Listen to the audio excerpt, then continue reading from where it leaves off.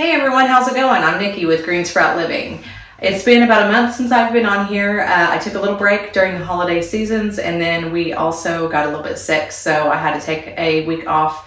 But I am back at it again, and today I have two lovely assistants with me because we are going to be talking about winter sown gardens. Okay, so the first thing you need to do is collect your supplies. In order to do a winter sown garden, it kind of mimics what a greenhouse would do. So the reason for doing a winter sown garden, I think, is a great project for your homeschool kids. But also, if you don't have a greenhouse, this is a great way to get your seeds started for your springtime. It gives you a jump start on growing your seeds. So the first thing you need is you need a container to grow it in. The best thing to do is have like a milk jug or clear plastic container.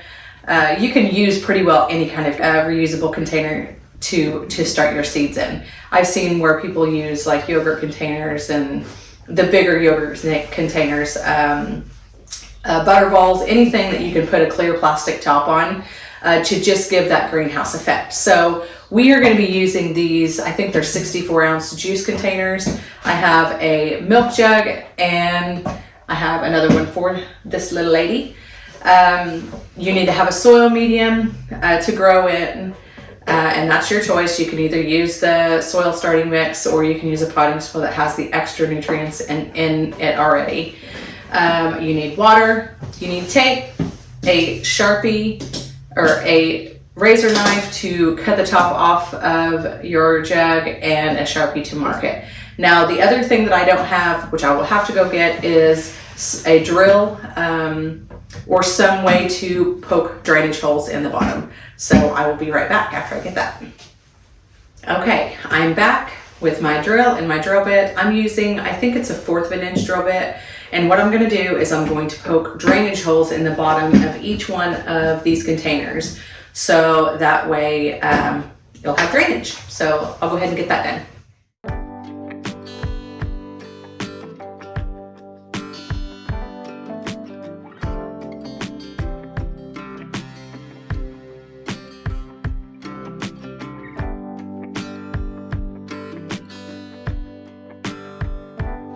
Okay, so we got holes drilled in the bottom. Now what we're going to do is we're going to cut the top portion off, but leaving just a little bit of it attached to be almost like a hinge effect. So I'm going to use the razor knife. Hopefully it's a sharp razor knife, I don't know. And then I'm going to cut the top part of this one, and then these here I'm going to leave just about an inch attached on this side, so that way it'll be more like kind of like a hinge. It'll go, yeah, kind of like a door. So then whenever we put our soil in, the top will stay on easily. So I'll go ahead and get those cut up for us, and then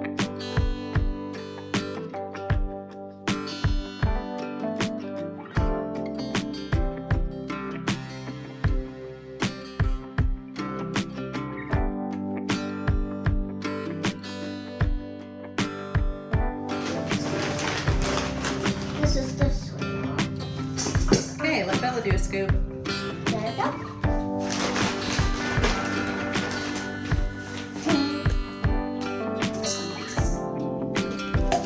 Okay, so we need about 3 or 4 inches in the bottom of each one of these containers. So we're going to have quite a bit of soil. Probably another scoop will be good, and then we will moisten the soil with water. Go ahead and put another scoop in there, Bella, please. Look at this one. I see. Careful. Okay, do you want to put some water in? Oh yeah. So we're just going to put a little bit of water in and mix it up. Just put a little bit in. Okay. Was that enough? I don't know. Mix it up a little. Well, that's plenty. Okay. That's okay. Get your hands in there and mix it all up. You can do it too, Bella. This is one of my favorite things to do in summer. Is it? Yes. Is make To play the mud pies? Yes. I like to use This actually, whenever you go to sow your winter seeds, some plants, some seeds actually need a process called stratification. And a way to do that is to expose the seeds to extreme temperatures. extreme cold. There's other ways of stratification by scarring or scraping or that just gets the process. It goes through the natural process of nature of the seed being dropped to the ground and animals digesting it or the cold coming in contact with it. So this is kind of mimics nature's natural process because it is getting cold stratification on some of the seeds. I think this is a great homeschool project because especially with these clear containers, the kids can actually see the roots being developed whenever the seed starts rooting out. So you can see the full process of the seed and the plant growing. So, okay, I think we've got that pretty moist, huh? Is it good? Yeah? Okay. Do you need a little more? So the best way to tell if the soil is moist but not too moist is to grab a hold of it and you should be able, oh, you see there's water coming out? That means it's too moist. That means there's too much water. So why don't you put in a little bit more soil? You want it to be able to hold together but not squeeze out water. Then you have it too wet. That I think will be good. Right now, I'm gonna let them fill up their containers with the potting mix. Okay, now we're gonna fill the containers. We're gonna put about 3 or 4 inches of soil in each container. There you go. Level it all out. There you go, level it out. Ready? Now, can you help hold Bella's for her? Okay. Help her hold hers open.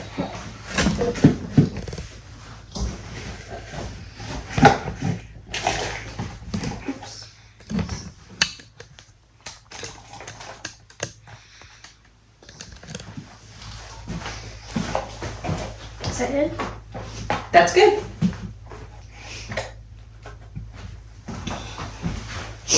Perfect. I'll loosen it up so it's easier for her to grab it. Here, keep running it. I'm loosening it up. So there you go. Wow. Okay, so now seed selection is the next step to growing a winter sown garden. You need to make sure that the plants that you're putting in your winter grown garden are cool tolerant plants. So your very hardy to semi-hardy plants that can handle a little bit of frost. But the late season crops like you would grow in the summertime, like your tomatoes and eggplant and peppers, they are not going to be able to withstand the cold temperatures because it is going to get cool.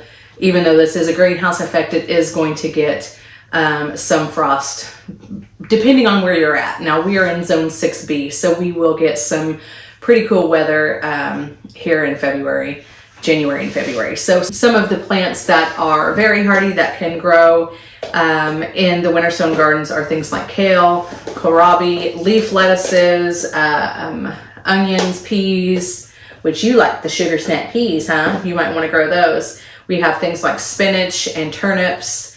Some of the semi-hardy plants like our radishes, which is her favorite, beets, carrots, mustard, some herbs.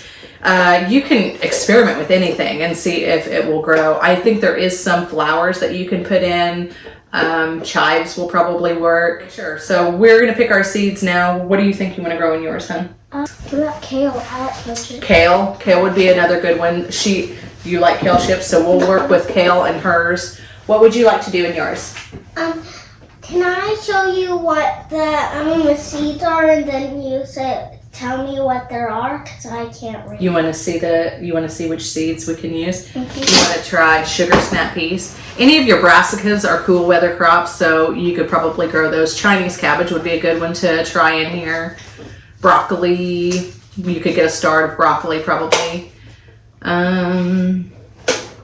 Okay, so we've decided for Bella, she is going to plant some kale because she likes kale chips. Let me see if I can find.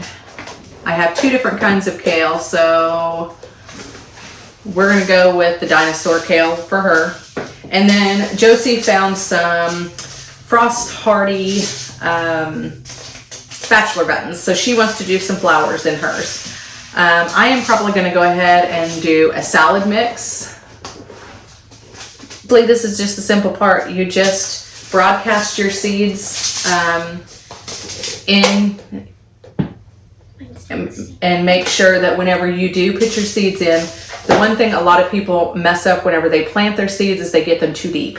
So what happens when you get your seeds too deep? They can't reach out of the soil. They can't reach out of the soil because the seeds have enough energy to germinate from the soil and grow their first true leaf.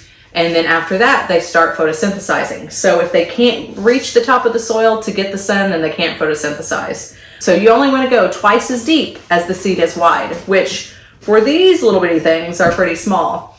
So what we'll do is I'll just have her broadcast and then we'll sprinkle a little bit of soil over the top. So sprinkle in your seeds. These say you're supposed to do... Gotta be on top. Yep, and then we'll just cover them up just a little bit. Mom, the instructions say you're supposed to go 1/4 of an inch deep for these. Okay, so look how big the seeds are. They're really tiny. Okay. What happens if they're next That's a to whole each lot. I do not mean to do that. What happens if they're next to each other? That's okay, then they'll just be next to each other. You just have a whole bunch of little vegetable buttons in here. Okay, now you can take a little bit of mom soil here and cover the top of them. You gotta make sure they're under the soil. They have to be underneath the soil because they want it dark. Yeah, because I'm helping my seeds. Mm-hmm. Cover them all up. I put them in here. All right, now set it aside and I'll help Bella plant hers, okay?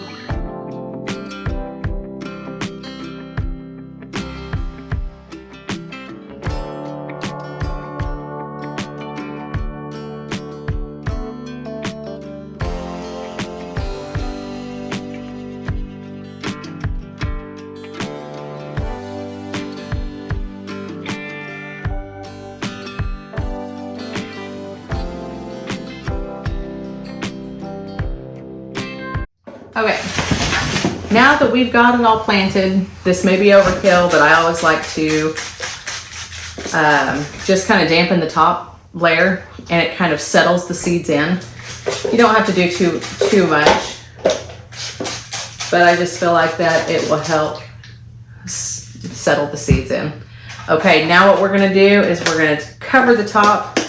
You don't put the lid on, you'll need to take the lid off for ventilation, and that way when it's outside it can also get rain and water and get moisture. So we're gonna use duct tape and we're going to tape the lid back on. So then you set it in a sunny location away from extreme wind or from animals that could knock it over or anything like that. You'll have a little hole to be able to check. Now these, you'll be able to see them growing a lot easier. Now this one here is kind of harder because of the plastic, but you want to keep an eye on it. When it starts to germinate and you start seeing the green, when it's closer to springtime, I guess, you may want to possibly open the top up during the daytime when the temperatures are warmer, and make sure that you close the top in the evening because the cold night temperatures could possibly kill them. So, okay, so we're gonna tape these up and then get them labeled, and then we're gonna go set them outside.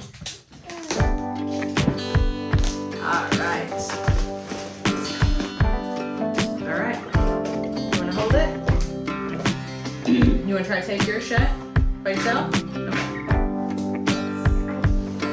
I'll let you tape yours in just a second, Jesse.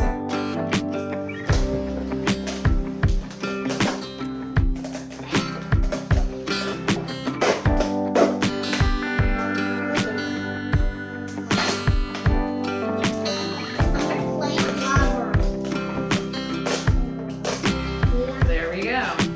Here's Bella's. And you need to write on it what it is, too. Here you go. You want to do it?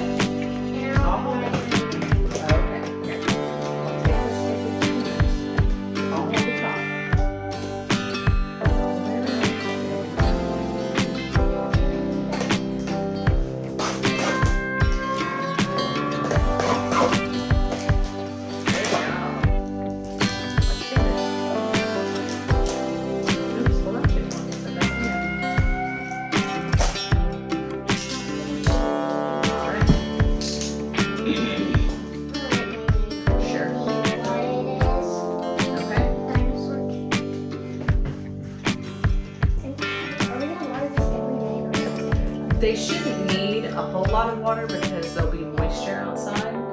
So we'll just have to just make sure that whenever you check on them, they have adequate moisture. So if it needs watered, then water it as needed.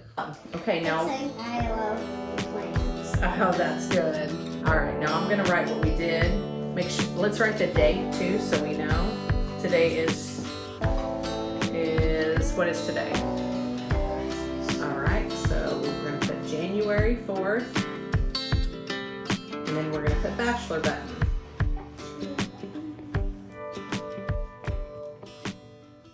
Perfect. Now no one will mix it up because it has my name on it. That's and right. It says, I love plants. My girls love plants. I'm teaching them well. Okay, so that's pretty well it as far as doing a winter sown garden. I do have a greenhouse. We do grow a lot in the greenhouse, but I think this is just a great project for kids to get involved in. Make my plants happy. Make my plants happy. And it's a good way to get rid of the winter blues because I've been ready to plant for about a month now. So that's it for today. I hope you enjoyed it. Make sure you like and subscribe, and we'll see you here next week. Yep. Say bye, girls. Bye.